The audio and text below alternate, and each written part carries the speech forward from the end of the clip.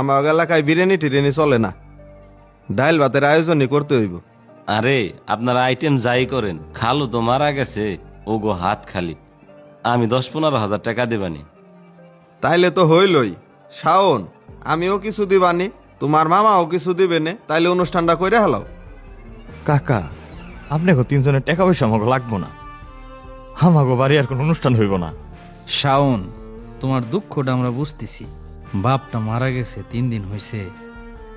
যাই হোক, অনুষ্ঠানে তোমাকে টাকা পয়সা দিল লাগবো না।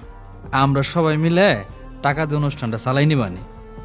না মামা, আমার বাপটা মারা গেছে, এই উপলক্ষে আমরা আমাদের কোনো আত্মীয় স্বজনদের খাওয়াইতে চাই না। রায়হান, তুই এটা কেমন কথা কইলি? আমরা কি খাওয়ার জন্য আসি নাকি? উল্টে আমরা খরচ করতে চাইতেছি। কেমনে কথা কমু?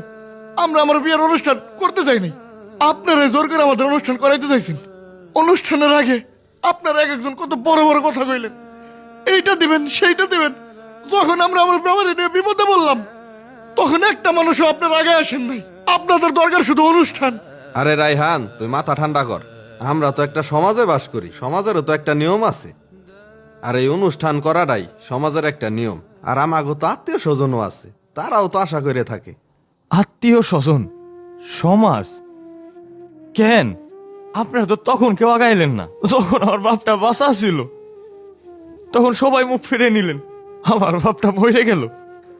এই আত্মীয় স্বজন সমাজ কি খালি অনুষ্ঠানেই?